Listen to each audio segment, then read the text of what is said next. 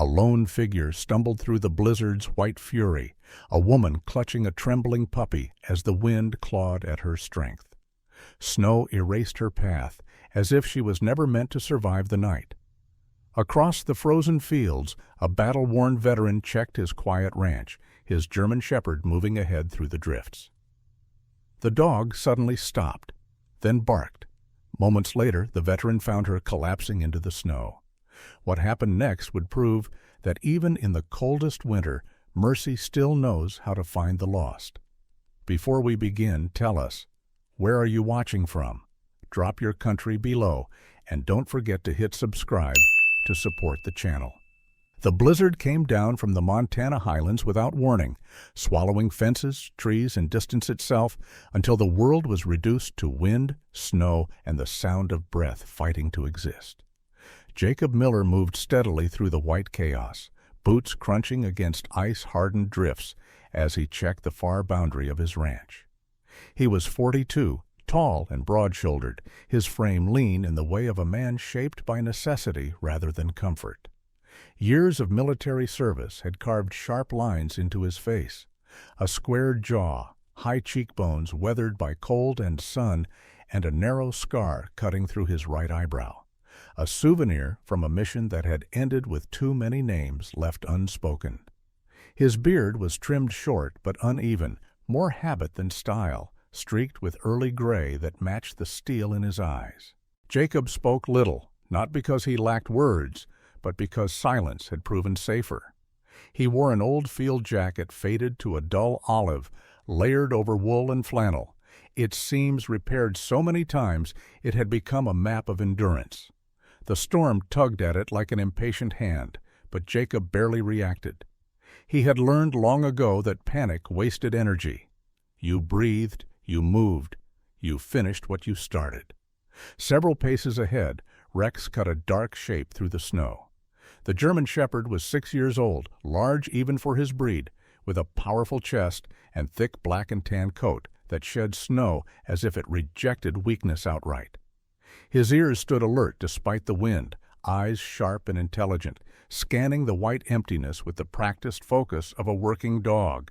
Rex had once been trained for patrol and search work, and although his official service ended years ago, nothing in him had forgotten the purpose of watching, guarding, finding.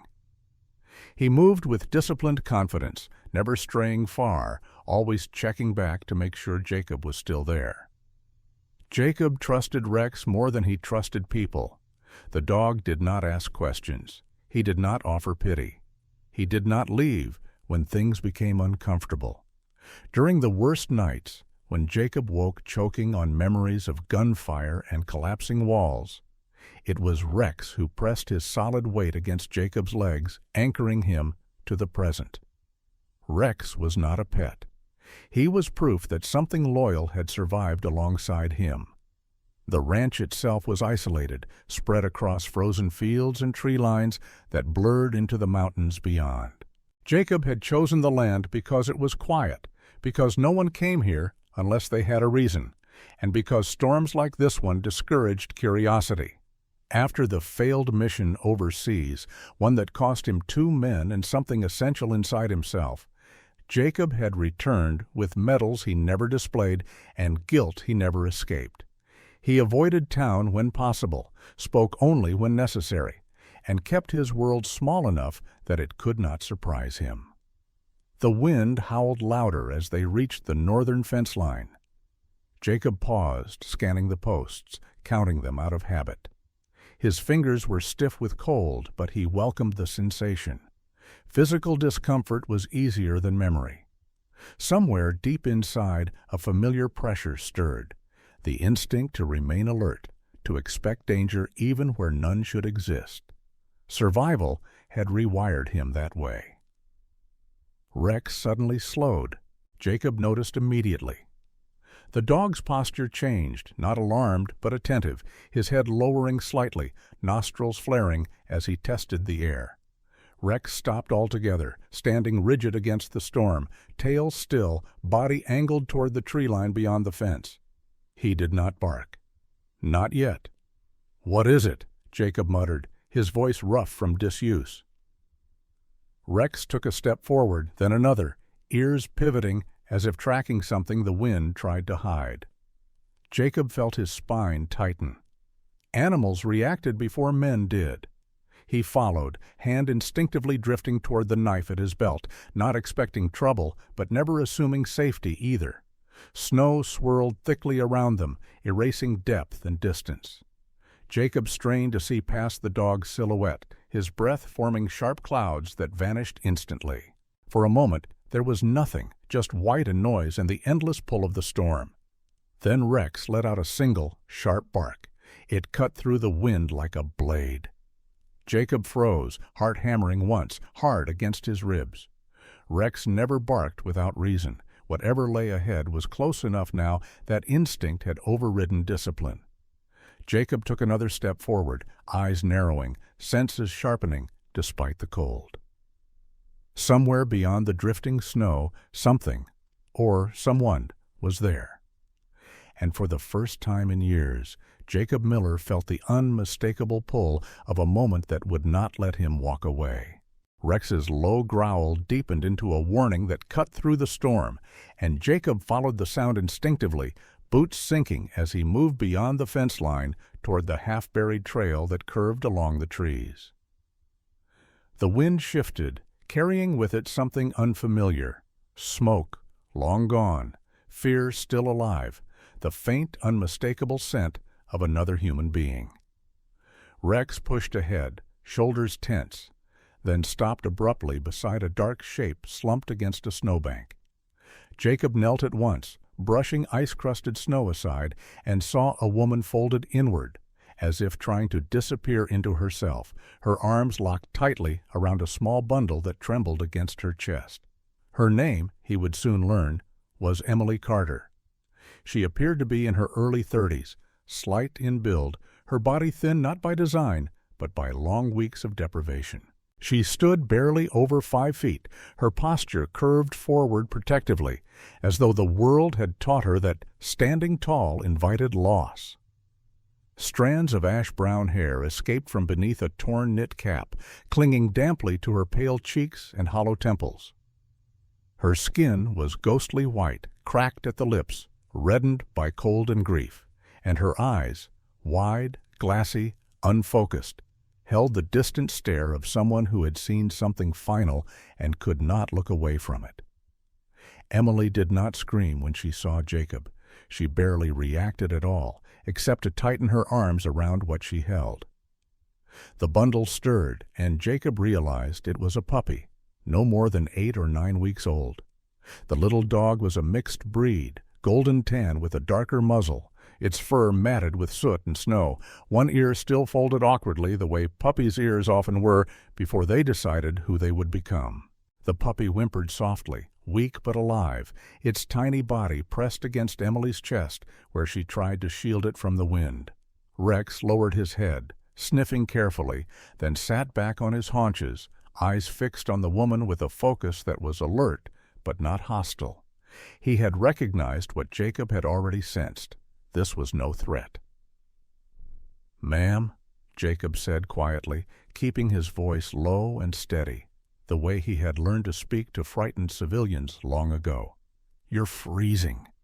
Emily's lips parted, but for a moment no sound came out. Her hands shook violently, fingers blue and stiff, knuckles scraped raw where she had fallen more than once. When she finally spoke, her voice was thin, hoarse, as if every word scraped her throat on the way out. "Don't take him," she whispered, eyes flicking not to Jacob's face, but to Rex. "Please." "He didn't do anything wrong." Jacob frowned slightly, confusion crossing his features. "I'm not here to take anything," he said. "You need help."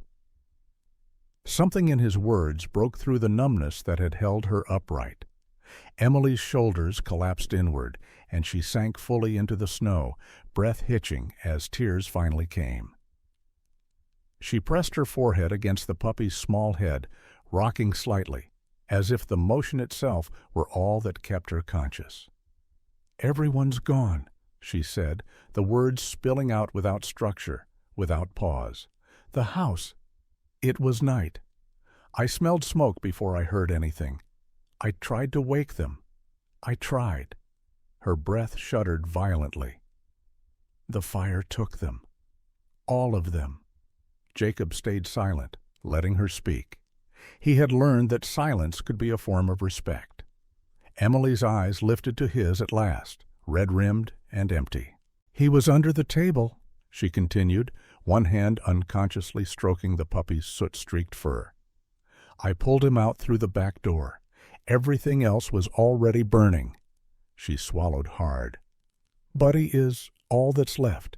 He's the only one who made it out with me." The puppy whimpered again, as if responding to his name. Rex shifted closer, his massive body creating a partial shield from the wind. Jacob noticed how the dog angled himself deliberately, placing his own bulk between Emily and the open field. Rex had made a decision. Emily looked at Jacob then, really looked at him, her gaze sharpening with a desperate calculation. "I can't keep going," she said, shame and terror warring in her expression. "They'll come for him. They'll say I'm not fit. They'll take him away like everything else." Her voice dropped to a whisper. "Please, take him. Just him." "I don't care what happens to me."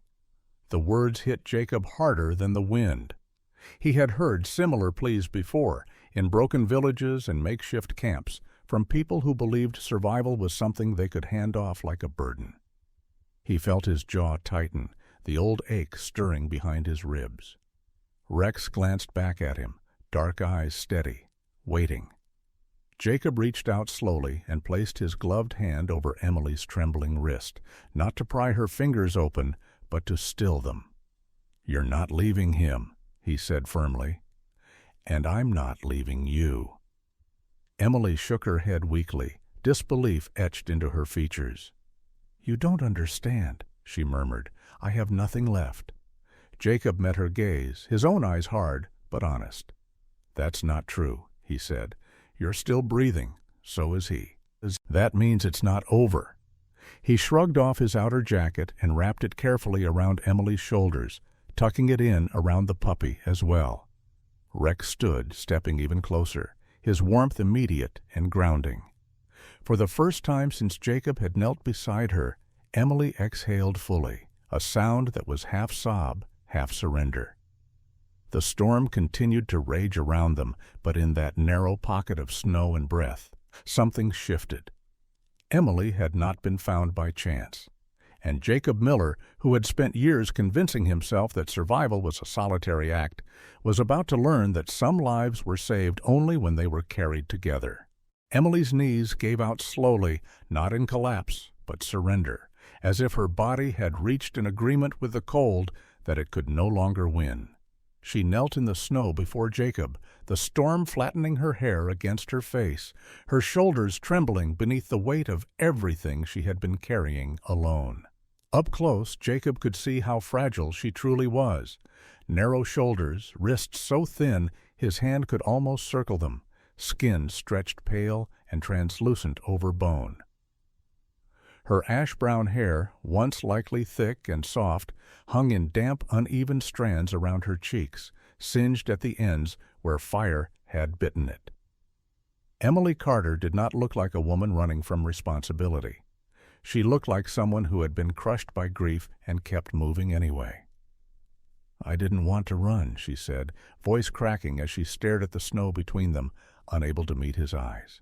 "I tried to do it the right way."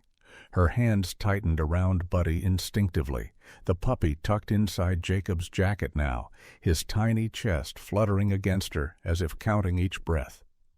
"After the fire, they took me to the hospital, said I was in shock, said I wasn't thinking straight." Her mouth twisted into something bitter. They might have been right. Jacob remained silent, standing a step back to give her space while Rex sat firmly at her side. The German shepherd's broad head hovered near Emily's shoulder, his presence steady, unthreatening, his dark eyes never leaving her face.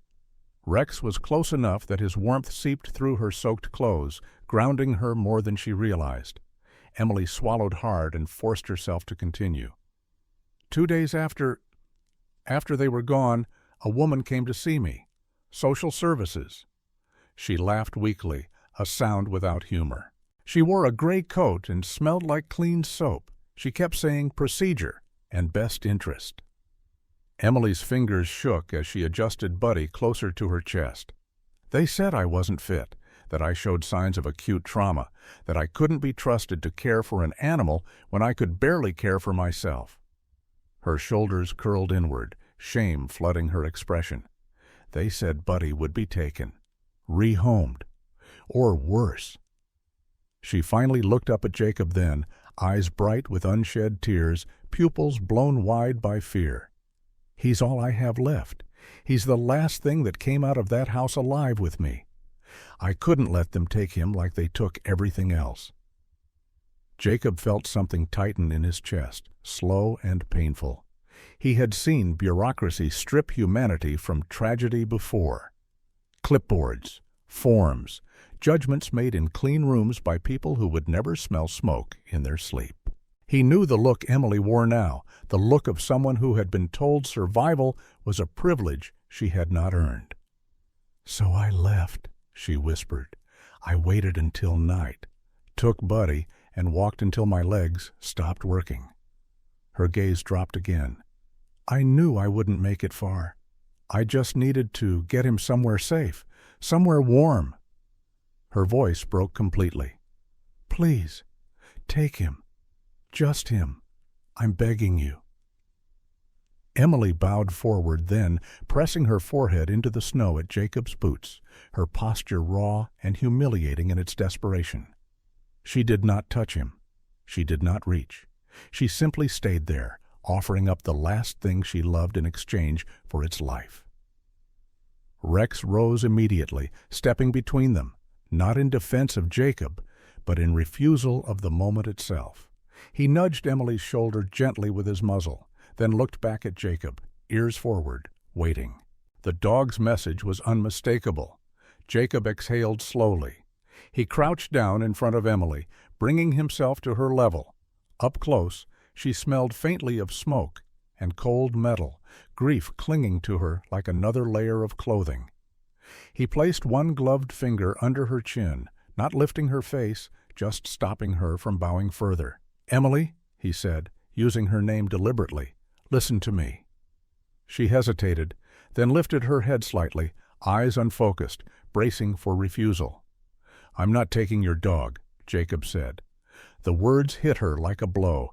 Emily's breath hitched sharply, her face draining of what little color remained. "I understand," she whispered, already pulling Buddy closer, already preparing to stand and keep moving until she dropped again. "I shouldn't have asked," Jacob continued, his voice firm but steady. "I'm taking you with him." She froze. Snow gathered in her lashes as she stared at him, uncomprehending. "What?" The word came out thin and small. "I'm not separating what survived," Jacob said. "Not tonight, not ever." His jaw tightened slightly, the old scar near his eyebrow whitening as memory stirred. "I've seen what happens when people decide who's worth saving." Emily shook her head weakly. "You don't know me. You don't know what they'll say about me. I'm broken." Jacob didn't deny it. "So am I," he said quietly. Something in his tone, flat, honest, without pity, made her look at him fully for the first time. She saw then not a rescuer carved from certainty, but a man who had been hollowed and kept standing by will alone. His eyes were steady, but tired. His posture controlled, but guarded. This was a man who knew what it meant to lose everything and still be expected to function. Rex leaned against Emily's side, his weight deliberate. Buddy stirred, letting out a small determined whine. Emily's hands trembled as she tightened her hold around the puppy, tears finally spilling free, not sharp now, but slow and exhausted. "You don't have to kneel," Jacob said, standing and extending a hand, not commanding, not urgent, just there. "You're not asking for mercy. You're still fighting. That counts." Emily stared at his hand for a long moment. Then, with a shaking breath, she took it. The storm did not stop. The wind did not soften. But something essential shifted in that frozen place. Emily rose unsteadily to her feet, Buddy pressed to her heart, Rex at her side, and Jacob Miller facing the long, snow-buried path back to his ranch, with 2 lives now added to his own. And for the first time since the fire, Emily did not feel entirely alone. Jacob led them through the storm with the certainty of someone who had learned long ago that hesitation killed faster than cold. He moved slightly ahead, breaking the wind, while Rex stayed close to Emily's left side, matching her uneven pace with deliberate patience. The German shepherd's thick coat was crusted with ice now, his breath coming out in steady bursts, but his focus never wavered. He had pulled Jacob from rubble once, years ago, when fire and steel had collapsed a building overseas. Jacob remembered waking to teeth gripping his vest, remembered the weight dragging him back into air. The same eyes looked up at him now, older, wiser, asking the same silent question. Are we moving forward, or are we leaving someone behind? They reached the cabin just as the storm surged again, a final, furious assault that rattled the walls and buried the porch steps beneath fresh snow. Jacob shouldered the door open, ushering Emily inside before stepping in himself. The warmth hit them immediately. Wood smoke, old pine, iron from the stove. The cabin was modest but solid, built by Jacob's own hands over several winters. A single main room held a heavy oak table, scarred by years of use, shelves lined with tools and folded blankets, and a wide stone hearth where a fire still burned, low and steady. It was not a place designed for comfort, but for survival. Emily stood frozen just inside the door, as if unsure whether she was allowed to exist in such warmth. In the firelight, Jacob could see her more clearly now. The hollows beneath her eyes were deep, shadows carved by sleepless nights. Her face was narrow, almost delicate, but marked by resilience rather than fragility. There were faint burn marks along her forearm, pink and uneven, the kind left by grabbing something hot without thought. She noticed Jacob looking and instinctively pulled Buddy closer, shielding both the puppy and herself. "Sit," Jacob said gently, nodding toward a chair near the fire. "You'll go into shock if you don't warm up." She obeyed without argument, sinking down slowly, as if afraid the floor might vanish beneath her. Rex lay down at her feet at once, a wall of fur and muscle between her and the door. Buddy squirmed weakly, then settled, his tiny body finally relaxing as warmth replaced fear. For a long moment, none of them spoke. Jacob added a log to the fire, the flames catching with a soft roar. He poured water into a dented kettle and set it on the stove, movements practiced and efficient. This was what he did when his hands needed something to hold. When silence grew too loud, Emily broke it first. "They said the smoke alarms weren't working," she said quietly, staring into the fire. "Said it was old wiring, like that made it easier." Her voice was steadier now, exhaustion dulling the sharpest edges of pain. "I still hear them sometimes, not screaming, just calling my name." Jacob didn't interrupt. He sat across from her, elbows resting on his knees, hands loosely clasped.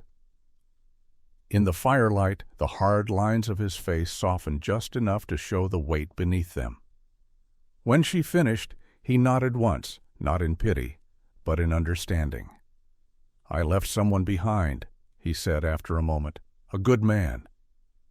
His gaze drifted to the flames, reflecting orange and gold in eyes that had seen too much of both. Building collapse. We thought it was clear. I heard him call out once, then nothing. Command said move. I moved. Emily looked at him then, really looked at him, and saw the cost of that obedience written into every inch of him. "I found out later he was alive when we left," Jacob continued. "Not long, but long enough." His jaw tightened, muscles flexing beneath skin weathered by years of restraint. That's when I stopped believing in acceptable losses." The kettle whistled softly. Jacob stood, poured hot water into a mug, and handed it to Emily with both hands, as if the act itself required care. "Drink," he said. "Slow." She did, her fingers trembling around the chipped ceramic. Tears slipped down her cheeks without sound, dropping into the mug, but she did not wipe them away. For the first time since the fire, she did not feel the need to be strong. "I thought if I knelt long enough, someone would decide I was worth saving," she whispered. Jacob shook his head once. "You shouldn't have had to kneel." Rex lifted his head, ears twitching, then rose and padded toward the door, standing alert. Outside, the wind screamed louder, shaking the shutters. Jacob reached for his rifle and leaned it against the wall within easy reach, not in panic, but habit. "Storm'll pass," he said, "but it's angry tonight." Emily hugged herself, glancing toward the door. "I didn't think anyone would find me." Jacob met her eyes, his voice low but absolute. "I did." The fire crackled between them. Buddy stirred, letting out a small, determined whine, then crawled clumsily onto Emily's lap. She laughed softly through her tears, the sound unfamiliar and fragile. "You don't even know me," she said. "You don't know what trouble I'll bring." Jacob leaned back slightly, crossing his arms. "I know what it looks like when someone keeps moving even after everything's gone," he replied. "That's enough." The storm raged outside, but inside the cabin a vow had been spoken. Not loudly, not ceremoniously, but with the weight of a man who had learned what it cost to walk away. Jacob Miller had not taken Emily's dog. He had taken responsibility. And once he did that, there was no turning back. Morning arrived quietly, as if the storm had spent everything it had and left nothing behind but light. Snow lay untouched beyond the cabin windows, smooth and blinding, the kind of white that felt less like danger and more like a beginning. Emily woke slowly on the narrow couch near the hearth, the fire reduced to a bed of glowing embers. For a moment she didn't remember where she was, and panic stirred, until she felt the small, warm weight against her chest. Buddy slept curled beneath her chin, breathing evenly, his tiny paws twitching as if chasing something kinder in his dreams. The cabin was still, too still. Emily sat up carefully, listening. No wind howled against the walls. No voices called her name from smoke and flame. Just quiet. Deep, steady. Unfamiliar. She wrapped her arms around herself, feeling the ache in her muscles, the stiffness in her joints, the lingering reminder that she had walked through hell and survived it enough to wake up. She found Jacob outside through the frost-rimmed window, splitting firewood with methodical precision. In the pale morning light, he looked older somehow, the sharp lines of his face more pronounced. His beard had grown rough overnight, dark stubble shading his jaw and mouth. And his breath rose in slow clouds as the axe came down again and again. Rex sat nearby, alert but relaxed, watching the tree line as if guarding something fragile. When the axe struck, Rex's ears flicked once, then settled. He trusted this rhythm. Emily stood at the door for a long moment, coat pulled tight around her, Buddy tucked inside. She watched Jacob work and wondered what kind of man chose isolation, not because he hated people, but because he didn't trust himself not to lose them again. When Jacob finally noticed her, he paused, resting the axe against the stump. "You're up," he said simply. "I was going to leave," Emily replied, the words falling out before she could soften them. She stepped onto the porch, the cold biting at her cheeks. "I don't want to cause you trouble. If they're looking for me, for him." She glanced down at Buddy, who peeked out curiously. "I won't stay where I'm not wanted." Jacob studied her in silence, the way he did when something mattered. In daylight, Emily looked even smaller than she had the night before. Her frame was narrow, her movements careful, as if she had learned to take up as little space as possible. Her hair, freed from the damp cap, fell in uneven waves to her shoulders, lighter at the ends where fire had scorched it.